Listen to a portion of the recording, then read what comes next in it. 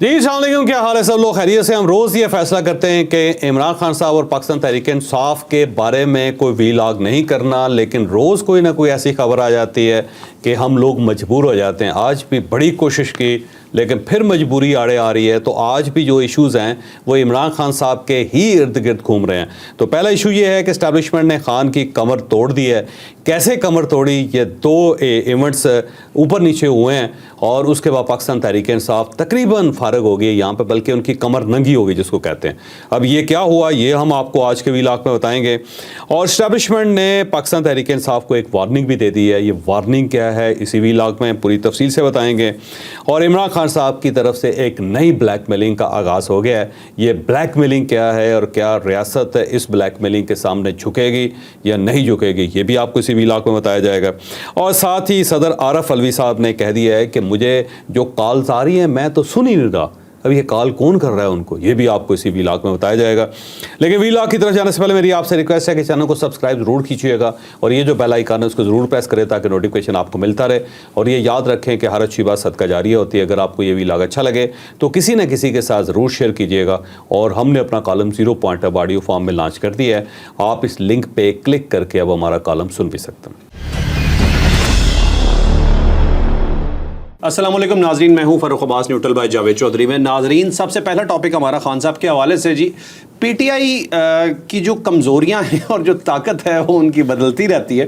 سمجھ نہیں آتا، کبھی وہ کسی چیز کو اپنی اسٹرینتھ کہہ رہے ہوتے ہیں، کبھی کسی چیز کو اسٹرینتھ کہہ رہے ہوتے ہیں۔ آج جو ان کی طاقت ہوتی ہے کل کو وہ ان کی کمزوری بن جاتی ہے۔ کچھ اس طرح سے سلسلہ جاری ہے۔ اوورسیز پاکستانیز کو وہ سمجھتے تھے اپنی اسٹرینتھ، انہیں کہتے تھے جی کہ ریمیٹنس مت بھیجو۔ اب ریمیٹنس نہ بھیجنے کا نقصان صرف اور صرف پاکستان کی ریاست کو تھا، لیکن خان صاحب یہ چاہتے تھے کہ ریاست کو نقصان پہنچے، اور وہ تبھی بو ڈاؤن ہوگی ریاست جب ریاست کو نقصان محسوس ہو رہا ہوگا، اور وہ میرے سامنے آئے گی، جھکے گی، اور میں اپنی مرضی سے اپنی شرائط منوا کے باہر بھی آ جاؤں گا، اور اس کے بعد میری سیاست بھی چمکتی رہے گی۔ لیکن اسٹیبلشمنٹ یا ریاست بہت تگڑی ہوتی ہے جی، انہوں نے کمر توڑ کے رکھ دی۔ وہ تمام ایشوز جو پرابلم کر رہے تھے اوورسیز کو، وہ تمام ایڈریس کر کے رکھ دی، اور اس کے علاوہ بھی ایک بڑی سٹوری ہے، آپ کو بتائیں گے کہ ان اوورسیز پاکستانیوں کو کس طرح کنونس کیا گیا۔ ڈیٹیل سے سٹوری جانی۔ اب دیکھیں، پچھلے دنوں دو بڑے واقعات ہوئے ہیں، اور دونوں واقعات جو ہیں میرا خیال ہے ریاست کی بہت بڑی کامیابی ہے، اس گورنمنٹ کی بھی بڑی کامیابی ہے۔ ایک واقعہ تو اوورسیز پاکستانیوں کی کانفرنس ہے، اور اس کے اندر پوری دنیا سے اوورسیز آئے ہیں، اور یہ وہ لوگ تھے جو کبھی عمران خان صاحب کے حمایتی ہوتے تھے، اور عمران خان صاحب اپنی ساری سیاست انہی کی بنیادوں پہ کرتے تھے۔ ایک تو یہ شوکت خانم کے ڈونرز ہیں، دوسرا یہ پارٹی کو فنڈ کیا کرتے تھے، تیسرا یہ ہے کہ یہ جو سوشل میڈیا پاکستان تحریک انصاف کا اس کے اوپر بہت سرگرم تھے۔ اس لیے عمران خان صاحب یہ چاہتے تھے کہ اوورسیز پاکستانیوں کو ووٹ کا حق ملے، تاکہ کوئی کروڑ ایک ووٹ جو ہے عمران خان صاحب کا مزید اضافہ ہو جائے، اور یہ ہو بھی جانا تھا اگر اس طرح عمران خان صاحب کی اسکیم کے تحت اوورسیز پاکستانیوں کو ووٹ کا حق ملتا جو ان کی اسکیم تھی۔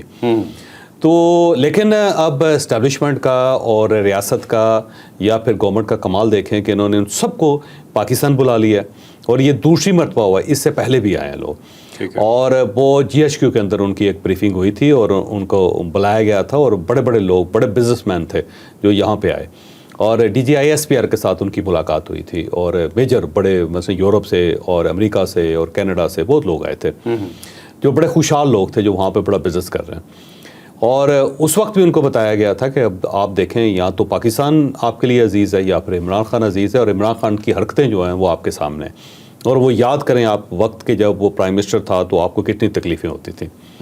بہرحال اس کے بعد یہ جو کنونشن ہے بڑا کنونشن ہے، اور اس کے اندر جب آرمی چیف گئے تو وہاں پہ نعرے بھی لگے ان کے حق میں، پھر ان کے ساتھ سیلفیاں بنوائیں سب نے، اور جیسے ہوتا ہے نا گھل مل گئے، تو گھل مل گئے۔ پہلے سیکیورٹی تھی درمیان میں، لیکن جب لوگوں نے اعتراض کرنا شروع کیا جی کہ ہم بڑی دور سے آپ سے ملنے کے لیے آئے، تو پھر سیکیورٹی حصار کھول دیا گیا، پھر وہ درمیان میں لوگوں کے آگے لوگوں نے بڑی محبت کی ان کے ساتھ۔ اور یہ جو عمران خان صاحب کا خیال تھا نا کہ یحییٰ خان پارٹ 2 جو وہ ایک کلیم کر رہے تھے، تو وہ وہاں پہ نظر نہیں آیا۔ پھر عمران خان صاحب کے خلاف نعرے لگ گئے۔ یہ پہلی مرتبہ ایسا ہوا ہے کہ کسی جگہ کسی فنکشن میں عمران خان صاحب کے حق کے بجائے ان کے خلاف نعرے لگے، جیسے کہ اسٹیڈیمز کے اندر کہا جاتا ہے کہ عمران خان کی فیور میں نعرے لگتے ہیں، لیکن وہ پتہ چلتا ہے بعد میں وہ جعلی ویڈیوز ہوتے ہیں۔ بٹ کم ایسا وقت آیا، پہلے تھا ویسے آنیسٹلی، آج سے سال ڈیڑھ سال پہلے تھا، لیکن جب سے یہ گورنمنٹ بنی ہے اور پاکستان کے اندر کچھ اسٹیبلٹی آئی ہے، اور پاکستان تحریک انصاف کا جو فیس ہے جس میں وہ انتشار زیادہ پھیلاتے ہوئے نظر آئے، یا پھر ایک کمپین جو کی گئی ہے کہ بھائی یہ انتشاری ٹولہ ہے، یہ پاکستان اور یہ دونوں اکٹھے نہیں چل سکتے وغیرہ وغیرہ. تو اس کے بعد جو ہے نا وہ ایک لوگوں کو اویئرنیس ہوئی ہے کہ یہ چیزیں ٹھیک نہیں ہیں، تو اس کا فائدہ اسٹیٹ کو ہوا ہے. تو کل جو کنونشن تھا اس کے اندر یہی ہوا کہ وہ پھر انہوں نے نعرے لگائے پاکستان کے حق میں، آرمی چیف کے حق میں، پاک فوج زندہ باد کے نعرے لگائے، عمران خان کے خلاف نعرے لگے وہاں پہ. پرائم منسٹر نے جب سنا شروع میں تو ان کو یہ محسوس ہوا کہ شاید یہ عمران خان کے حق میں نعرے لگ رہے ہیں، تو بڑے غور سے انہوں نے سنے تھے. پھر ان کو بتایا گیا کہ یہ حق والے نہیں ہیں، یہ مخالف والے نعرے ہیں. اس کے بعد ان کو بڑا اطمینان ہوا کہ یہ نہ ہو کہ ایک بڑی خبر بن جائے. اب یہ جو علیمہ خان صاحبہ کے ساتھ ملاقات نہیں ہو رہی نا عمران خان صاحب کی، اس کی وجہ بھی یہ دونوں ایونٹس ہے. ایک تو یہ ایونٹ ہے اوورسیز پاکستانی کا، دوسرا جو ہے کانگریس مین کی ملاقات ہے جو کوکس ہے پاکستان کا، جس کا وہ حصہ تھے اور وہ جیسے یہاں پہ پہنچے اور وہ بڑے لوڈڈ تھے کہ عمران خان صاحب کے ساتھ بڑی زیادتی ہو رہی ہے، پاکستان عراق بن گیا، جیسے کہ ان کا خیال تھا کہ وہی صورتحال ہے جو عراق کے اندر ہے یا سیریا کے اندر ہے. لیکن جب وہ یہاں پہنچے تو انہیں پتہ چلا کہ نارمل ملک ہے یار، یہاں پہ تو کوئی ایسا ایشو نہیں ہے جو ایک پورٹرے کیا جا رہا تھا کہ وہاں تو لا اینڈ آرڈر کی صورتحال بہت خراب ہے اور پھر لوگ بہت تنگ ہیں اور لوگوں نے اپنے ہاتھ سروں پہ رکھے ہوئے ہیں اور وہ بد دعائیں دے رہے ہیں. تو یہاں آ کے ان کا تاثر تبدیل ہو گیا. اب یہاں پہ ایک بڑی دلچسپ بات ہے کہ یہ آرمی چیف کے ساتھ جو ان کی ملاقات ہوئی تینوں کانگریس مین کی، تو یہ ملاقات 1 گھنٹے کی شیڈیول تھی لیکن 2.5 گھنٹے چلی. اب اس کے بعد خود انہوں نے جب امریکن ایمبیسی کا فنکشن تھا اس کے اندر انہوں نے جو پاکستانی وہاں پہ موجود تھے اور ان کے ساتھ انہوں نے کچھ انفارمیشن شیئر کی تینوں کانگریس مین نے. انہوں نے کہا کہ ہم ایک اور تاثر لے کے یہاں آئے تھے کہ پاکستان تحریک انصاف کے ساتھ اور اس کے ساتھ علاوہ جو عام آدمی ہے اس کے ساتھ بڑا ظلم ہو رہا ہے. لیکن جب ہماری آرمی چیف سے ملاقات ہوئی تو ہمارا خیال تھا کہ کوئی مولوی ہوں گے اور پرو طالبان ہوں گے اور ایک نیا فیز پاکستان کے اندر پاکستان میں شامل ہو گیا ہے. لیکن وہ تو ایک نارمل آدمی ہمیں ملے اور دوسرا یہ ہے کہ بندہ ہارٹ سے اور برین سے کام کر رہا ہے اور وہ اس کا ہارٹ اور برین بول رہا ہے، جس سے ہم بڑے متاثر ہوئے. اسی لیے ہم نے ملاقات شارٹ رکھی تھی لیکن اس کے بعد وہی ملاقات پھر بڑھتی چلے گی اور ہم نے بڑا انجوائے کیا ان کی محفل کو. اور دوسرا یہ ہے کہ بندہ کا ایکسپوجر بہت ہے اور بڑا سینسیبل آدمی ہے. دوسرا یہ ہے کہ ویژن اس کا کلیئر ہے، وہی سمجھتا ہے کہ اکانومی اگر بہتر ہوگی تو پاکستان چل سکے گا، اکانومی اگر بہتر نہیں ہوگی تو پاکستان نہیں چل سکے گا. اور ساتھ وہ یہ بھی سمجھتا ہے کہ اکانومی کے لیے اسٹیبلٹی ضروری ہے. اگر پاکستان اسٹیبل ہوگا تو پھر اکانومی بہتر ہوگی اور اکانومی بہتر ہوگی تو پاکستان چلے گا. پھر انہوں نے انکشاف کیا کہ جی ہم نے ان سے کہا تھا یہ 9 مئی اور جو 26 نومبر ہے یہ بڑا خوفناک ہے اور آپ نے بڑا ظلم کیا ہے اور پاکستانی ریاست نے کچل کر رکھ دیا ہے انسانی حقوق کو. یہ تو ہم نے ان سے کہا تو پھر ہمیں انہوں نے ثبوت دکھائے کہ یہ دیکھ لیں کہ 9 مئی کو کیا ہوا تھا اور اس کے بعد 26 نومبر کو کیا ہوا. اور جب ہم نے ثبوت دیکھے تو ہم نے سر پکڑ لیے کہ یار یہ تو بالکل دوسرا نیریٹیو ہے کہ لوگ ہیں انہوں نے جتھے بنائے ہوئے ہیں، وہ ڈنڈے اٹھائے ہوئے ہیں، وہ لوگوں کو مار رہے ہیں، وہ پولیس ماروں والوں کو قتل کر رہے ہیں اور ان کے اوپر آنسو گیس پھینک رہے ہیں جو ظاہر اسٹیٹ کے پاس ہوتی ہے اور وہ تو عام آدمی کے پاس ہو نہیں سکتی. پھر وہ گولیاں چلا رہے ہیں، پھر وہ بلڈنگز کو آگ لگا رہے ہیں، پھر گاڑیاں توڑ رہے ہیں اور وہاں پہ زخمی پولیس والے پڑے ہوئے ہیں، ان کی ٹوٹی ہوئی ٹانگیں ہیں، ان کے سر کھلے ہوئے ہیں اور خون بہہ رہا ہے وہاں پہ اور ان کے نعرے جو ہیں وہ بھی آبجیکشنیبل ہیں سارے. تو انہوں نے وہاں پہ بتایا کہ یہ چیز ہمارے لیے بڑی آنکھیں کھول دینے والی تھی کیونکہ اس قسم کا انسیڈنٹ اگر امریکہ کے اندر ہو تو امریکن اسٹیٹ جو ہے وہ تو کسی کو سپیئر نہیں کرے گی، وہ تو گولی چلا دے گی، وہ پھر ہزاروں لاشیں کیوں نہ ہو وہ کریں گے. کیونکہ جب آپ نے اسٹیٹ کے گریبان میں ہاتھ ڈال دیا اور اسٹیٹ اگر خاموش رہتی ہے تو اس کا مطلب پھر انارکی ہے نا جی، پھر تو امریکہ ختم ہو گیا. اور انہوں نے کہا کہ یہ پاکستان کے اوپر بڑی بلیسنگ ہے کوئی اللہ تعالیٰ کی، گاڈ کی، کہ یہاں پہ اتنے زیادہ انسیڈنٹ اس ٹائپ کے ہوئے لیکن اس کے باوجود اسٹیٹ قائم ہے اور یہاں پہ اس قسم کی کوئی انارکی نہیں ہوئی. تو اس سے زیادہ برداشت اسٹیٹ کی کیا ہو سکتی ہے؟ یہ کسی جگہ انہوں نے کہا جی ہم نے نہیں دیکھے. تو پھر انہوں نے وہاں لوگوں کو بتایا کہ ہم بڑے مطمئن ہوئے ہیں اور ہمیں محسوس ہوا ہے کہ اسٹیٹ ٹھیک بیہیو کر رہی ہے بلکہ اس سے زیادہ خوفناک بیہیو کرنا چاہیے تھا انہیں. تو 9 مئی ہے یا 26 نومبر ہے تو ان ایکسیپٹیبل ہے، یہ کسی بھی اسٹیٹ کے لیے قابل قبول نہیں ہے. ان کا مائنڈ سیٹ ہی تبدیل ان کا مائنڈ سیٹ تبدیل ہو گیا. تبدیل ہونے کے بعد انہوں نے محسوس کیا کہ پاکستان جو ہے اس کے اندر ایک اکنامیکل ریوائول ہونا چاہیے اور ساتھ ساتھ یہ دہشت گردی کی جو جنگ ہے اس میں ہمیں پاکستان کو سپورٹ کرنا چاہیے اور یہ جو باہر سے امپوز کی جا رہی ہے دہشت گردی پاکستان کے اوپر اس کا تدارک ہونا چاہیے. پھر ساتھ ساتھ انہوں نے ایک اور بڑی مزے کی بات بتائی. انہوں نے کہا جی جب ہماری آرمی چیف سے ملاقات ہوئی تو ہمیں یہ کہا گیا کہ دیکھیں جی یہ جو باہر کی فورسز ہیں وہ بلوچستان کے اور خیبر پختونخوا کے حالات کیوں خراب کر رہی ہیں؟ اس لیے خراب کر رہی ہیں کہ یہاں جو منرلز ہیں اور مائنز ہیں اس کے اوپر قبضہ کرنا چاہتے ہیں لوگ، وہ چاہتے ہیں کہ یہ نہ نکلیں، ٹھیک ہے، کیونکہ اس سے پاکستان خوشحال ہو جائے گا، جبکہ ہم آپ سب کو دعوت دے رہے ہیں کہ آپ آئیں، آپ ہمارے پارٹنر بنیں پاکستان کے، آپ وہ دولت جس کے لیے آپ حالات خراب کر رہے ہیں تو اس میں آپ یہاں آ کے بزنس کیوں نہیں کرتے، آپ انویسٹمنٹ کیوں نہیں کرتے؟ اور پھر ان کے سامنے فارمولہ رکھا گیا کہ دیکھیں اگر آپ آتے ہیں انویسٹمنٹ کرتے ہیں، کوئی مائنز نکالتے ہیں، منرلز نکالتے ہیں، 40% آپ کا ہوگا، 30% اس صوبے کا ہوگا جہاں سے یہ نکل رہا ہے، یا جن لوگوں کی ملکیت ہے ان کو فائدہ ہو جائے گا، اور 30% جو ہے وہ وفاق کے پاس چلا جائے گا، تو اس سے تو ریاست مضبوط ہوگی اور جو صوبے ہیں وہ بھی مضبوط ہوں گے، اور آپ اگر بزنس مین ہیں تو آپ کو فائدہ ہوگا، آپ 40% لے کے جا رہے ہیں۔ تو انہوں نے کہا جی یہ فارمولہ ہی بڑا زبردست ہے، انہوں نے کہا، تو وہ بہت زیادہ مطمئن تھے، اور امریکن ایمبیسی کے اندر جب انہوں نے بات کرنی شروع کی لوگوں کے ساتھ تو لوگوں کی بھی آنکھیں کھول دی انہوں نے۔ تو یہ دو ایونٹس ہیں اوپر نیچے، یہ وہ امریکن کانگریس مین تھے جو عمران خان صاحب کی حمایت کرتے تھے، فری عمران خان کا نعرہ لگاتے تھے، اور جو ڈائسپورا عمران خان صاحب کا جن کے ساتھ ان کے بڑے رابطے تھے، تو اس سے میرا خیال ہے اسٹیٹ نے ان کو اپنے ساتھ شامل کر لیا ہے، ان کے ہارٹ اینڈ مائنڈ دونوں ون کر لیے ہیں، اور اوورسیز پاکستانی جو اس وقت $4.1 بلین انہوں نے فارن ریمیٹنس دی ہے، وہ گورنمنٹ کے ساتھ اسٹیٹ کے ساتھ مل گئے ہیں۔ اسی لیے عمران خان صاحب کے ساتھ ان کی ملاقات نہیں کروائی جا رہی تھی، کیونکہ عمران خان صاحب کا جو ٹویٹر ہینڈل ہے اسے علیمہ خان صاحبہ ہینڈل کر رہی ہیں، ٹھیک ہے، تو نہیں چاہ رہے تھے جو اسٹیبلشمنٹ ہے یا ریاست ہے یا گورنمنٹ کہ کوئی ایسا نیریٹو آئے کہ جس سے یہ دونوں جو ایونٹس ہیں ان کو سبوٹاج کر دیا جائے۔ ٹھیک ہے، تو دیکھ لیں 3 اپریل سے عمران خان صاحب کا جو ٹویٹر ہے وہ خاموش ہے، وہ اس لیے خاموش ہے کہ علیمہ خان صاحبہ اور سلمان اکرم راجہ صاحب کی ملاقات نہیں ہو رہی، ان دونوں کی جب بھی ملاقات ہوگی آپ اس کے بعد دیکھیے گا یہ ٹویٹر بول پڑے گا، یہ جاگ جائے گا، ٹھیک ہے، تو اس لیے ایک ریزسٹ کیا جا رہا ہے۔ تو یہ بہت بڑی کامیابی ہے میرا خیال ہے۔ عمران خان صاحب کے جو بہت بڑا ان کو سپورٹ حاصل تھی وہ تھی کانگریس مین کی، سینیٹرز کی امریکن، اور وہ ان کے ہاتھ سے نکل گئی، کہ جو مین لوگ جن کے اوپر بڑی انویسٹمنٹ کی گئی تھی اور بہت زیادہ ان کے اوپر کام کیا گیا تھا، ان کو قائل کیا گیا تھا، وہ ان کے ہاتھ سے نکل گئے۔ دوسرا جو اوورسیز پاکستانی ہیں، جو کہا ہی جاتا تھا کہ پاکستان تحریک انصاف کے ووٹرز ہیں، وہ ان کے ہاتھ سے نکل گئے ہیں۔ تو یہ میرا خیال ہے کہ عمران خان صاحب کی یا پاکستان تحریک انصاف کی جو پولیٹیکل ایک پروپیگنڈا کی جو کمر تھی وہ ٹوٹ گئی ہے۔ ٹھیک ہے، اور چور صاحب یہ 4.1 ارب ڈالر آپ نے بتایا کہ مارچ 2025 میں اضافہ ہوا ہے، 37% یہ ریمیٹنس زیادہ ہے، اور اوپر سے ایک بہت بڑا ایشو ایڈریس کر دیا گیا ہے، وہ اسپیشل عدالتوں والا، جو عدالتیں بنا کے دے دی گئی ہیں اوورسیز کو، اب ان کا کوئی بھی مسئلہ اگر پاکستان میں ہوتا ہے تو بڑا بآسانی حل ہو جائے۔ ہر اوورسیز پاکستانی جو ہے نا اس کا یہاں کوئی نہ کوئی پلاٹ کا مسئلہ ہے، کسی نے کسی جائیداد کے اوپر قبضہ ہے، یا کسی کوئی نہ کوئی دوست یا سالہ یا بہنوئی اس کے پیسے کھا گیا، تو وہ بیچارہ عدالتوں میں ذلیل ہو رہا ہے۔ اکثر لوگ کہتے ہیں کہ پاکستان میں بڑا ظلم ہوتا ہے، میں کہتا ہوں یار پاکستان نے ظلم نہیں کیا آپ کے اوپر، آپ کے سالوں اور آپ کے بہنوئیوں نے ظلم کیا، یا آپ کے جو پرانے دوست ہیں وہ آپ کے پیسے کھا گئے ہیں۔ تو آپ پہلے آئیڈینٹیفائی کریں کہ اس میں پاکستان کا کیا قصور ہے، کیا سالے کا بندوبست پاکستان نے کیا تھا، یا بہنوئی کا، یا ایک نالائق داماد کا، یا پرانا ایک فراڈیہ دوست جو ہے جو آپ کو چکر دے کے آپ کے پیسے کھا گیا۔ تو بیسیکلی ان بیچاروں کے ساتھ زیادتی ہے۔ اسٹیٹ کو کچھ کرنا تو چاہیے اس معاملے میں، سالے تو ٹھیک کرنا چاہیے۔ اگلی سٹوری، نیکسٹ سٹوری جی بڑی امپورٹنٹ ہے ہماری۔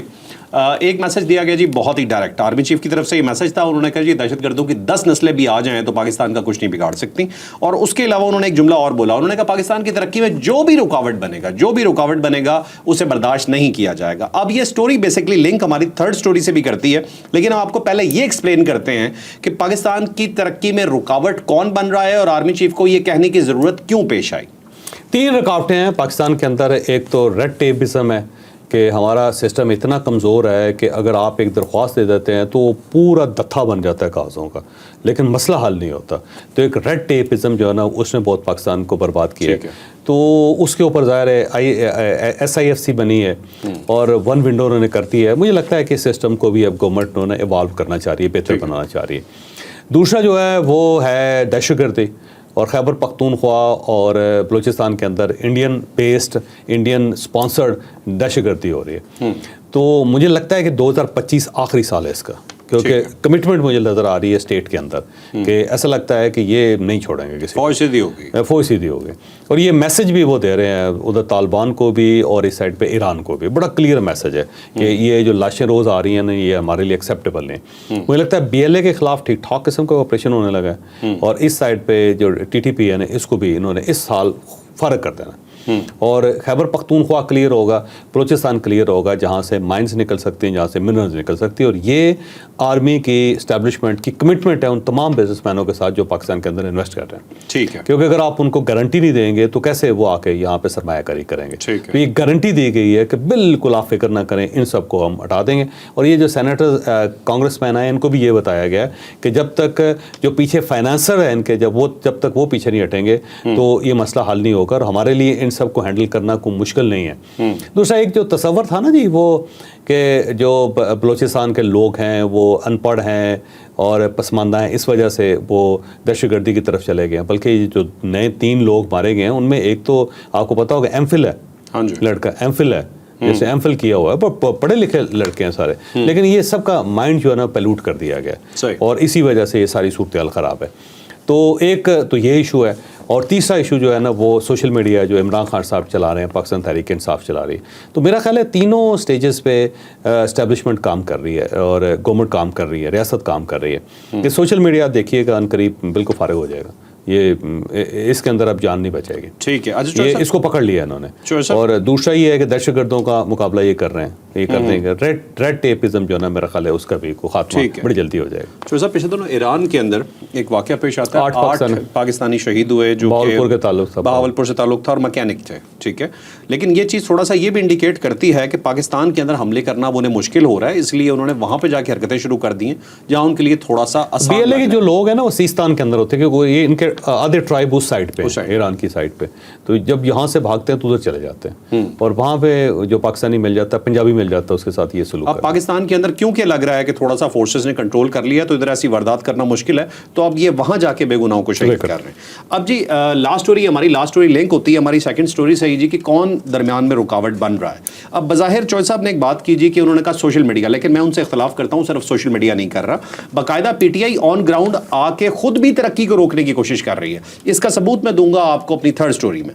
خان صاحب نے شروع کر دی ہے جی بلیک میلنگ اس چیز پہ شروع کیا ہے جو پاکستان کے لیے بہت ہی فائدہ مند ثابت ہو سکتی ہے, لیکن خان صاحب اس کے اوپر آگے بیٹھ گئے ہیں کہ بھائی نہیں ہونے دیں گے. اس کے علاوہ خیر الوی صاحب کی بھی ایک داستان ہے, الوی صاحب نے بھی ایک دھمکی دی ہے پاکستان کو, وہ اپنی چوتھی سٹوری میں آگے چھوٹا سا ایک شارٹ کلپ وہ بھی ہم ڈسکس کریں گے. لیکن ابھی چلتے ہیں خان صاحب کی بلیک میلنگ پہ کہ اب وہ پاکستان کو کس طرح سے نقصان دینے کی کوشش کر رہے ہیں. یقین مانے تکلیف ہوتی ہے یہ کہتے ہوئے کہ پاکستان کا نیشنل لیڈر ہے, لیکن جب وہ بات کرتا ہے تو یہ سٹوری اور یہ اس طرح کی چیز ہمیں ڈسکس کرنا ضروری ہو جاتی ہے. اب یہ مائن اور منرلز کے جو ایک بل ہے وہ خیبر پختونخوا اسمبلی میں پہنچ گیا ہے, اور یہ وفاق کی طرف سے انیشیٹ ہوا ہے, اس میں کوئی شک ہی نہیں ہے.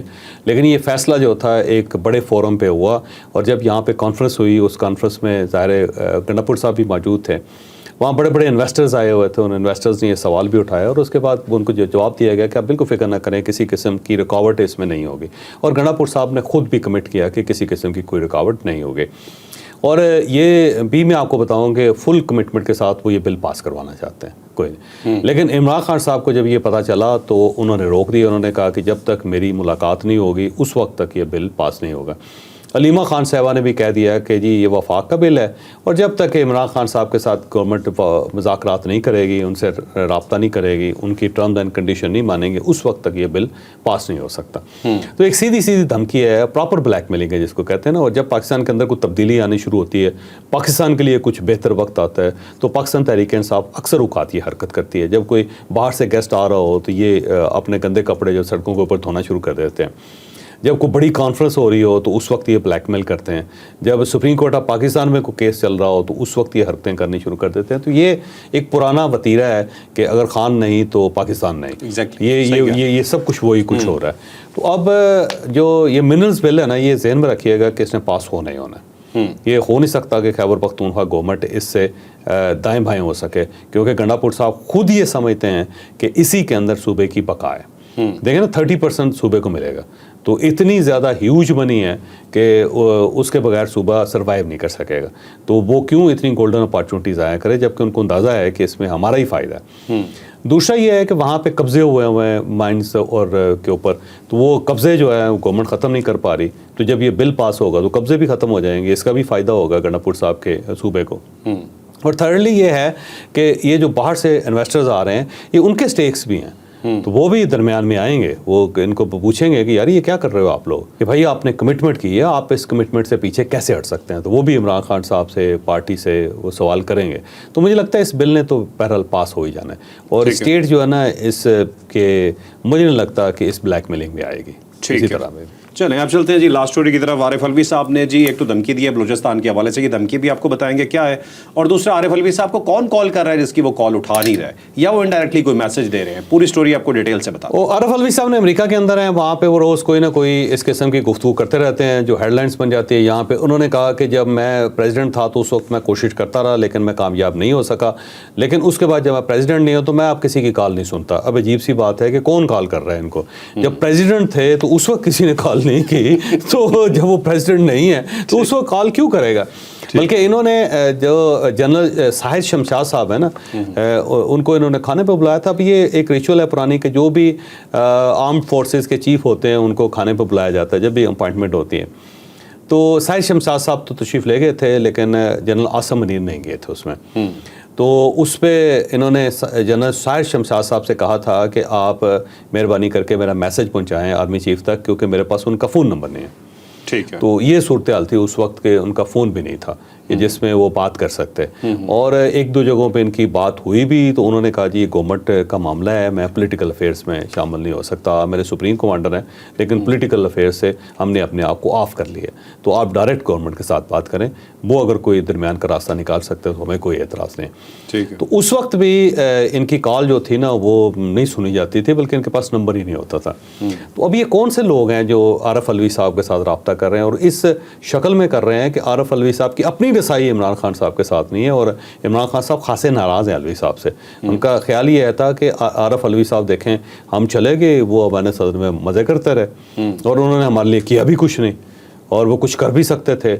और बहुत सारे ऐसे बिल्स थे जहाँ पे वो साइन ना करते तो मसाइल पैदा हो जाते पाकिस्तान के लिए या हुकूमत के लिए, लेकिन वो बिलों के ऊपर भी धड़ाधड़ साइन करते रहे। तो इमरान खान साहब को ना बहुत ज़्यादा एतराज़ात है। तो ये आरिफ अलवी साहब मेरा ख्याल है, इसको उर्दू में कहते हैं दरफुंतनी, वो उन्होंने छोड़ी है। तो जिसकी कोई हकीकत नहीं है, कोई रियलिटी इसके अंदर नहीं है। दूसरा वो कह रहे हैं कि देखें जी एक ही रास्ता है मुज़ाकरात का, तो ये भी तो पूरी पाकिस्तानी कौम ये पीट रही है कि भाई मुज़ाकरात के अलावा कोई ऑप्शन नहीं। मुज़ाकरात पे तो खुद नहीं जाते। और गवर्नमेंट के साथ भी जब इनके मुज़ाकरात चल रहे थे तो छोटी सी बात थी कि हमारी इमरान खान से मुलाकात क्यों नहीं करवाई जा रही, भाई ये को बात है यार। और उसके बाद रूट के वापस चले गए थे। तो अब खुद कह रहे हैं कि मुज़ाकरात के अलावा कोई ऑप्शन नहीं, तो भाई कौम भी तो यही कह रही है कि मुज़ाकरात के अलावा कोई ऑप्शन नहीं, और फिर कहते हैं कॉल भी नहीं उठानी, और फिर कॉल भी नहीं करने और उठानी भी नहीं। साथ साथ तो इमरान खान साहब ये कह रहे हैं कि किसी के साथ डील भी नहीं होगी, कोई मुज़ाकरात भी नहीं होगी, और मैंने किसी को मैंडेट भी नहीं दिया। जी वैसे कंफ्यूज पार्टी है भाई। और जो साहब बलूचिस्तान की जो धमकी दे रहे हैं, बलूचिस्तान की कहते हैं कि बलूचिस्तान तबाही के थाने पे खड़ा हुआ है। ये इमरान खान साहब के साथ उसको नथी कर रहे हैं कि खान क्योंकि नहीं है तो बलूचिस्तान तबाह हो रहा है। भाई इमरान खान साहब के दौर में बलूचिस्तान के अंदर क्या कर लिया था, क्या सेटलमेंट की। अब्दुल कद्दूस बज़ंजो साहब को 544 वोट वाला वो एमपीए था, उसको इन्होंने वहाँ पे सीएम बना दिया था। और वो पोजीशन जो है ना आज भी बलूचिस्तान के बेशुमार लोग, बल्कि यहाँ पे पाकिस्तान तहरीक इंसाफ के अपने लोग ये कहते हैं कि वो पोजीशन बिकी थी, यानी चीफ मिनिस्ट्री बेची गई थी फर्स्ट टाइम। और वो उनकी जो शबीना एक्टिविटी थी वो देर तक रहती थी, सारा दिन वो सोए रहते थे। उनको आप ये समझें स्लीपिंग सीएम कहते थे उस ज़माने में, वो उठते ही नहीं थे। ये खिदमत की थी। साहब ये आपने दूसरी तरफ जिक्र किया कि सर मैं ये एक्टिविटीज़ पूछूंगा ज़रूर आपसे कि आपको पता है एक्टिविटीज़ कौन सी होती है। मेरा ख्याल है आपको ज़्यादा पता, मुझे तो आपने ही बताया था, मुझे क्या पता। चलिए नाज़रीन, आपने आज का स्पेशल व्लॉग देखा, यकीनन इन्फॉर्मेटिव रहा होगा। मैसेज बहुत सादा सा है जी कि आरिफ अलवी साहब को कॉल ना कीजिएगा क्योंकि वो आजकल कॉल नहीं उठा रहे। लाइक शेयर सब्सक्राइब करना बिल्कुल नहीं भूलना। इजाज़त दीजिए, अल्लाह हाफ़िज़। पाकिस्तान जिंदाबाद।